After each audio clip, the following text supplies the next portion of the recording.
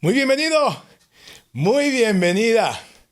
Si tú eres una persona que está consciente de la incapacidad que como seres humanos tenemos para resolver el lamentable caos en el que nosotros mismos nos hemos hundido, y te has preguntado si existe una solución, entonces este documental es para ti.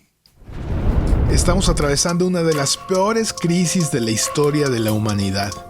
Hay crisis social en todo el planeta, protestas por todos lados y por diferentes causas, pero causas justas, eso es lo peor.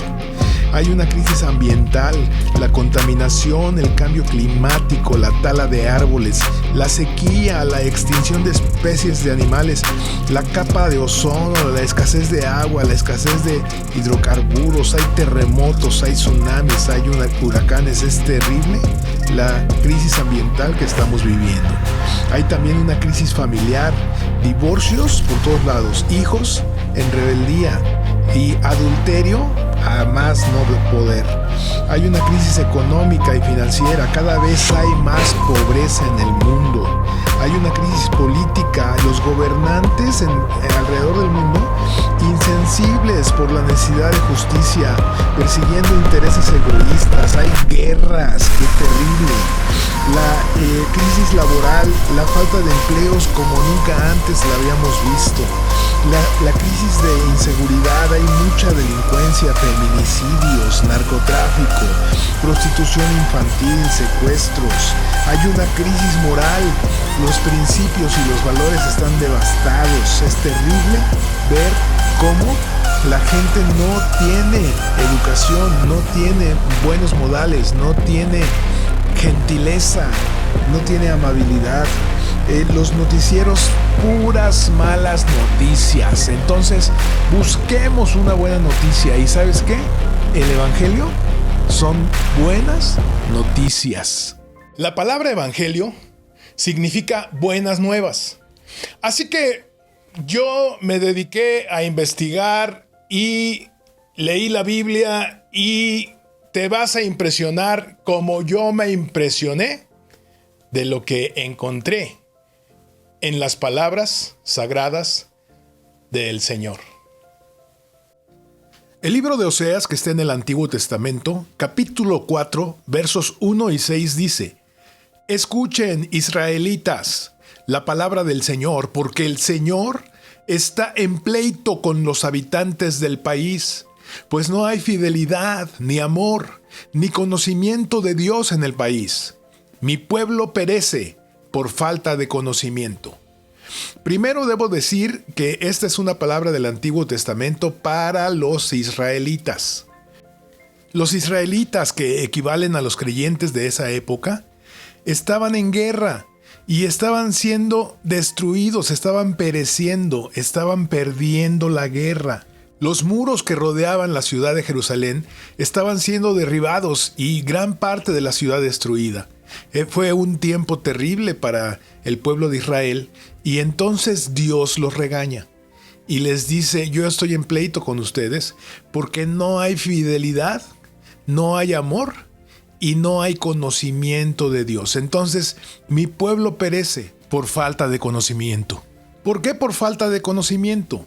Porque si hubiera habido conocimiento, hubiera habido amor y hubiera habido fidelidad. La Biblia que estamos leyendo es la hispanoamericana, que es una versión muy popular, pero es una versión antigua. Permíteme leerte el mismo pasaje, pero en una versión moderna que se llama Nueva Traducción Viviente. Y dice así: Israelitas, escuchen la palabra del Señor, pues Él tiene un pleito contra ustedes. La queja del Señor es esta: ya no hay entre ustedes fidelidad, ni bondad, ni conocimiento de Dios. Mi pueblo es destruido porque no me conoce a mí, perece por no seguir mis instrucciones. Esta versión es un poco más clara y está en un lenguaje más entendible. Fíjate cómo dice: ya no hay fidelidad, ni bondad, ni conocimiento de Dios, y por eso mi pueblo es destruido, porque no me conoce a mí. Es muy claro que el pueblo de Israel en esa época fue destruido porque le faltó conocimiento. ¿Y qué clase de conocimiento? Aquí dice conocimiento de Dios. Finalmente, este pueblo fue dispersado por todo el Medio Oriente y la ciudad de Jerusalén fue destruida, todos los muros fueron derribados, las enormes puertas hermosas que estaban ahí para entrar a la ciudad fueron quemadas y fue una gran pérdida para Israel. Y lo que dice Dios cuando les llama la atención a través del profeta Oseas es que no lo conocen y que por lo tanto no había amor, que no había fidelidad, que no había bondad y que por eso fueron destruidos. El conocimiento de Dios evita la destrucción. ¿Cómo? El conocimiento de Dios evita la destrucción. Si nosotros no queremos que la destrucción continúe, necesitamos conocer a Dios. Porque si los israelitas le hubieran conocido, no hubieran sido destruidos. Eso es lo que Dios quiere que entendamos. La mayoría de los mexicanos somos culturalmente creyentes y tradicionalmente tenemos una religión. El Instituto Nacional de Estadística, Geografía e Informática en México, en el censo del año 2020, determinó que efectivamente somos un 90% casi de creyentes en México. Eso es una gran bendición. Existen 77.7% de católicos, el 5.4% de la población en México es cristiana, 1.9% de evangélicos, 1.2% de testigos de Jehová y el 0.9% de los mexicanos son pentecostales. Todos ellos, que suman un 87% aproximadamente, creyentes en el Dios de la Biblia. Como puedes ver, los creyentes somos una gran mayoría. La pregunta ahora sería, ¿por qué México está en la situación que está? ¿Y por qué México está siendo destruido si somos tantos creyentes? Y la respuesta es que no todo creyente conoce a Dios. ¿Cómo? No todo creyente conoce a Dios. De acuerdo con el mismo censo del año 2020, el Instituto Nacional de Estadística, Geografía e Informática de los mexicanos del país de México también determinó que somos aproximadamente 126 millones de mexicanos. De acuerdo a la estadística, 110 millones de mexicanos somos creyentes en el Dios de la Biblia.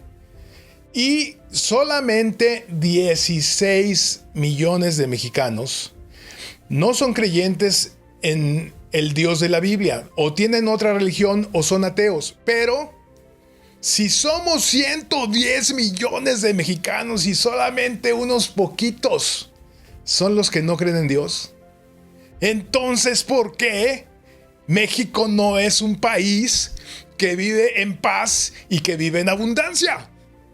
Mateo capítulo 7 versos 22 y 23 dice: Muchos me dirán en el día del juicio: Señor, Señor, mira que en tu nombre hemos anunciado el mensaje de Dios, y en tu nombre hemos expulsado demonios, y en tu nombre hemos hecho milagros, muchos milagros, dice.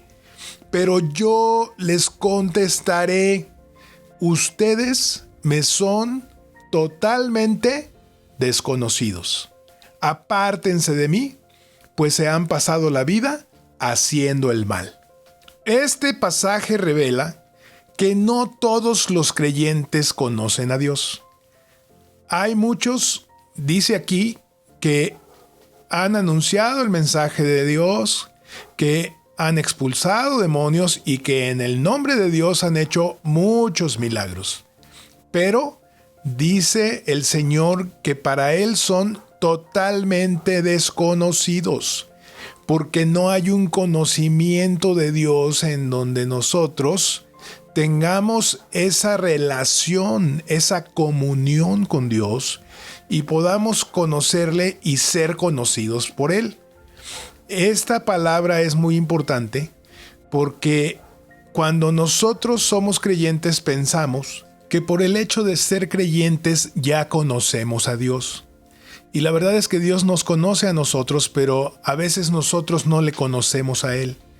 Y estamos viendo que la importancia de conocerle, y claro, también ser conocido por Él, es tremenda, porque en eso consiste el terrible caos que ahora estamos viviendo. Por lo tanto, debemos conocerle. Ya sé que algunos me van a decir, oye, pero si yo voy a la iglesia todos los domingos. Y yo te digo, qué bueno que vayas a la iglesia todos los domingos. Eso es correcto, pero incompleto. Otros me van a decir, oye, pero yo soy bautizado. ¡Qué bueno! Es importante ser bautizado, pero si no conozco a Dios es incompleto.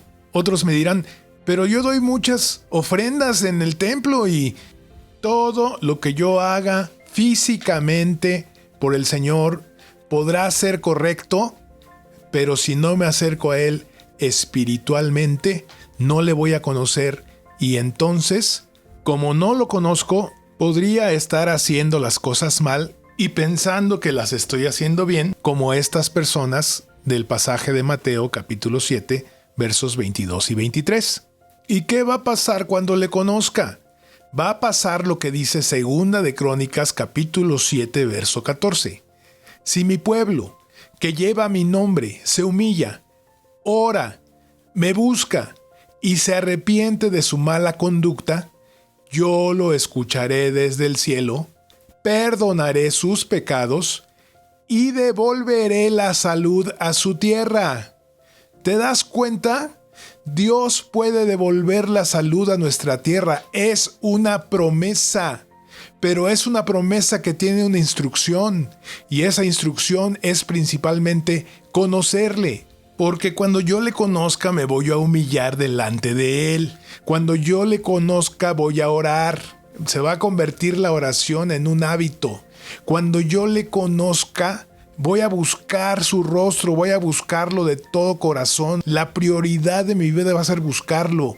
Y me voy a arrepentir, claro, de mi mala conducta. Porque si hay cosas que estoy haciendo mal y yo no sé, cuando le conozca voy a saberlo y entonces voy a cambiar mi conducta, voy a cambiar mi manera de pensar y voy a hacer su voluntad. ¿Te das cuenta que son puras acciones espirituales que yo puedo hacer en la intimidad de mi habitación, en donde yo estoy a solas con Él?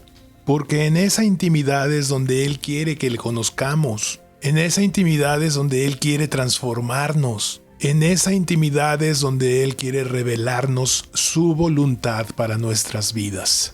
Cuando yo haga esto, Dios va a escuchar desde el cielo, va a perdonar mis pecados y va a sanar mi tierra. Va a devolverle la salud que tuvo algún día cuando no estaba contaminada, cuando no estaba maltratada, cuando no estaba corrompida. Si Dios lo prometió y lo puso por escrito, es porque Él lo va a cumplir. Es porque no hay nada imposible para Él. Es porque humanamente no podemos tener una solución, pero espiritualmente y divinamente el Señor va a sanar nuestra tierra. Conocer a Dios es conocer la verdad, y conocer la verdad nos hará libres.